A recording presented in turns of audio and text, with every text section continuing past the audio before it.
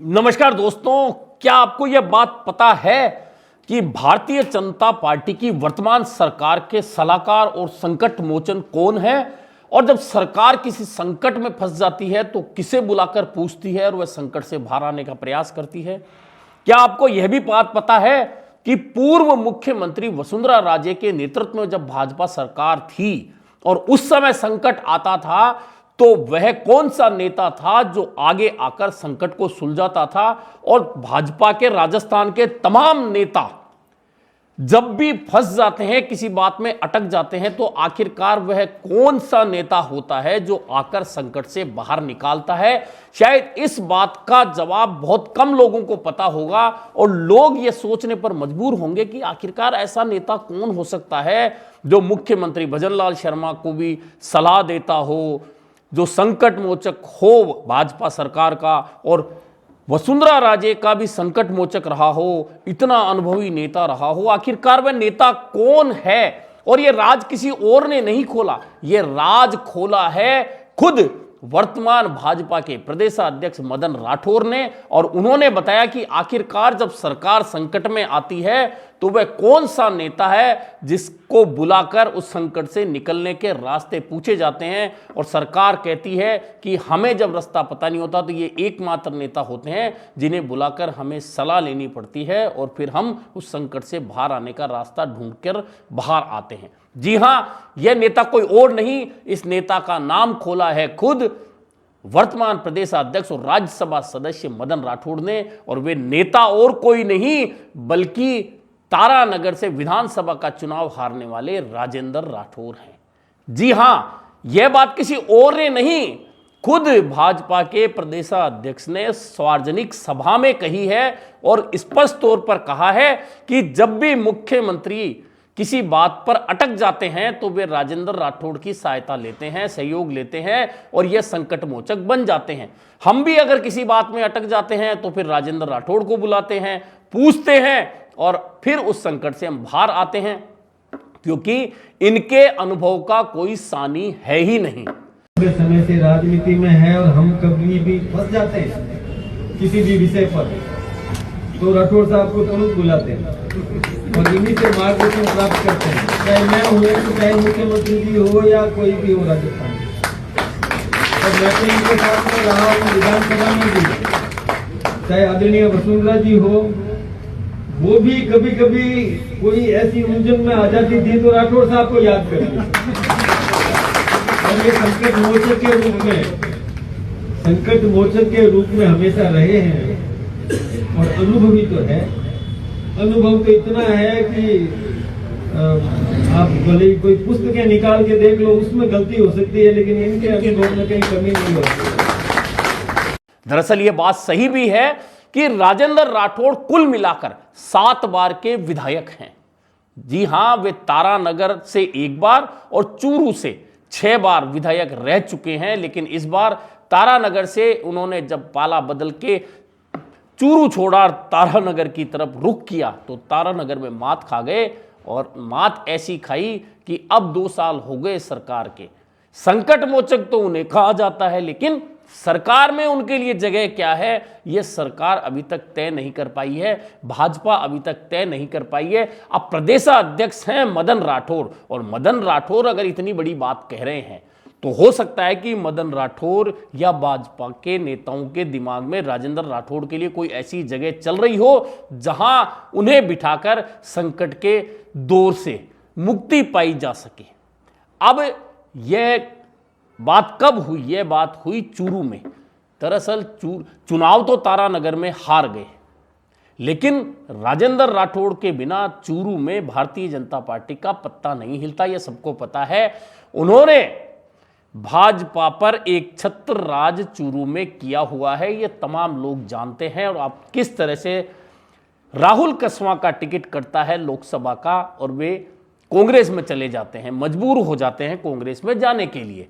और उसकी जगह देवेंद्र झाझड़िया ओलंपियन को, जो पैरालंपिक खिलाड़ी हैं, उन्हें टिकट दिया जाता है। राजेंद्र राठौड़ पूरा मोर्चा संभालते हैं लेकिन पार नहीं पड़ती और पहले जहां तारानगर से खुद विधानसभा का चुनाव हारते हैं, उसके बाद देवेंद्र झाझड़िया की नैया को पार भी नहीं लगा पाते। लेकिन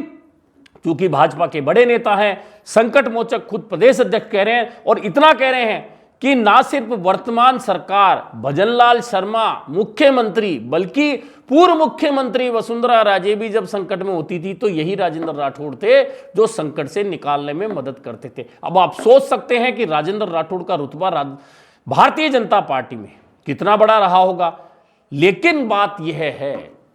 कि राजेंद्र राठौड़ क्या भाजपा को संकट से निकालने के लिए ही बने हैं। इस बात में कहीं कोई अतिशयोक्ति नहीं है कि राजेंद्र राठौड़ अनुभवी है, और अनुभवी तो बहुत सारे नेता हैं, लेकिन राजेंद्र राठौड़ सरकार रहते हुए संसदीय कार्य मंत्री के रूप में जिस तरह से सरकार का बचाव करते थे, निश्चित है कि वह काबिले गौर था, काबिल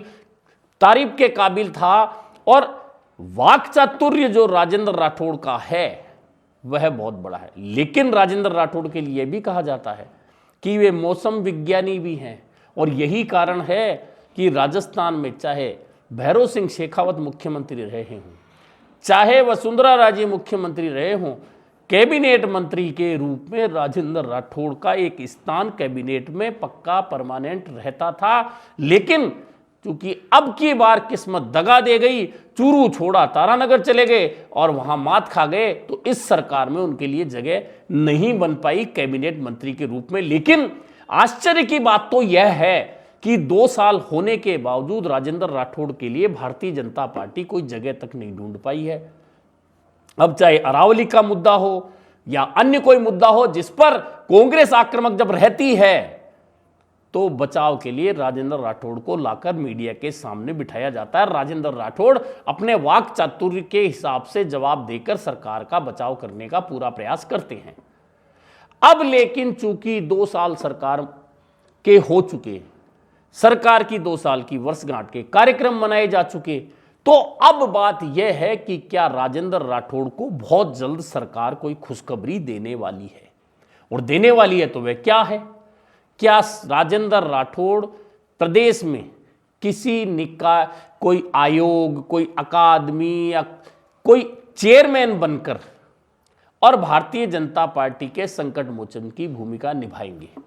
या फिर उन्हें, क्योंकि 2026 में राजस्थान की 3 राज्यसभा सीटों पर चुनाव होने हैं, और 3 सीटों पर चुनाव होने हैं तो उनमें से 2 सीटें भारतीय जनता पार्टी के खाते में जानी है, 1 सीट कांग्रेस के खाते में जानी है। अब कांग्रेस किसे देगी इससे ज्यादा फर्क नहीं पड़ता, लेकिन भारतीय जनता पार्टी क्या 1 सीट पर राजेंद्र राठौड़ को मौका देकर उनके अनुभव का लाभ उठाना चाहेगी, और दिल्ली में राज्यसभा में भेजकर क्या वे केंद्रीय मंत्री के रूप में राजस्थान की पैरवी संसद में कर पाएंगे, इस बात को लेकर लोग सोच रहे हैं। लेकिन यहां समस्या यह भी है कि एक तरफ तो राजेंद्र राठौड़ तारानगर से चुनाव हार गए, तो इधर आमेर से सतीश पूनिया भी चुनाव हार गए, और सतीश पूनिया पर भाजपा आलाकमान का भरोसा राजेंद्र राठौड़ के मुकाबले में कहीं ज्यादा है। इसकी झलक आपको इसलिए देखने को मिलेगी क्योंकि सतीश पूनिया को चुनाव हारने के बाद में भाजपा संगठन में लगातार जिम्मेदारियां दी जाती रही हैं, और वर्तमान में भी वे अभी हरियाणा के प्रभारी हैं। उन्हें बिहार में भी जिम्मेदारी दी गई, और उन्हें जहां भी चुनाव होता है भेजकर जिम्मेदारी दी जाती है। और संगठन, क्योंकि संगठन के मामले में डॉक्टर सतीश पूनिया का कोई सानी नहीं है, बोलने में उनका भी कोई सानी नहीं है, लेकिन वही है कि किस्मत जिस तरह राजेंद्र राठौड़ की दगा दे गई, उसी तरह से सतीश पूनिया की दगा दे गई। और दोनों नेता अब इस बात का इंतजार कर रहे हैं कि क्या पार्टी उन्हें किसी भी रास्ते से सरकार में भेज सकती है। और वह रास्ता दोनों नेताओं के लिए, अगर सरकार का हिस्सा वे बनते हैं तो केंद्र सरकार का बन सकते हैं, और वह रास्ता सिर्फ राज्यसभा से बनता है। और राज्यसभा की चूंकि 3 सीटों पर 2026 में चुनाव होना है, उन 3 सीट में से 2 सीट चूंकि भाजपा के खाते में जानी है, क्योंकि संख्या बल भाजपा के पास इतना है, और 1 सीट कांग्रेस के खाते में आएगी, क्योंकि कांग्रेस के पास में भी इतने विधायकों की संख्या है। अब अगर राजेंद्र राठौड़ को भेज दिया जाता है तो फिर सतीश पूनिया का क्या होगा, और अगर सतीश पूनिया राज्यसभा में चले जाते हैं तो राजेंद्र राठौड़ का क्या होगा, और क्या दोनों को यहां से भेजकर जो केंद्रीय मंत्री हैं रवनीत बिट्टू, उनकी भी एक सीट खाली होगी, क्या उन्हें दोबारा मौका नहीं देकर इन दोनों नेताओं को राज्यसभा में भेजा जा सकता है? अब यह तो भारतीय जनता पार्टी को सोचना समझना है, लेकिन बात यह है कि मदन राठौड़ ने चाहे अनजाने ही सही, जाने अनजाने ही सही, एक इतना बड़ा राज जनता के सामने खोल दिया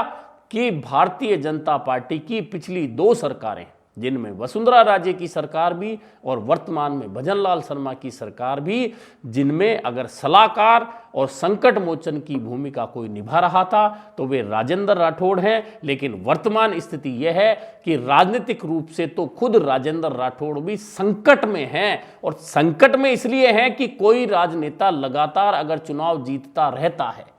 7 बार विधायक बन जाता है और बिना हारे बन जाता है, विधानसभा क्षेत्र बदले बाद भी बन जाता है, और हर बार जब उनकी पार्टी की सरकार आती है तो वह मंत्री कैबिनेट के रूप में बनकर और पूरी जिम्मेदारी निभाता है। लेकिन जब उस नेता का नाम मुख्यमंत्री पद तक के लिए चुनाव से पहले लिया जाता है और कहा जाता है कि वह नेता मुख्यमंत्री की दौड़ में शामिल है, ऐसे समय में अगर वह नेता चुनाव हार जाता है तो उस नेता और उसके समर्थकों के साथ में जो बीतती है उसका अनुभव वह नेता बेहतर तरीके से बता सकता है कि सीढ़ी चढ़ते हुए जैसे ही शिखर पर पहुंचने की बारी आती है, अचानक पैर फिसलता है और फिर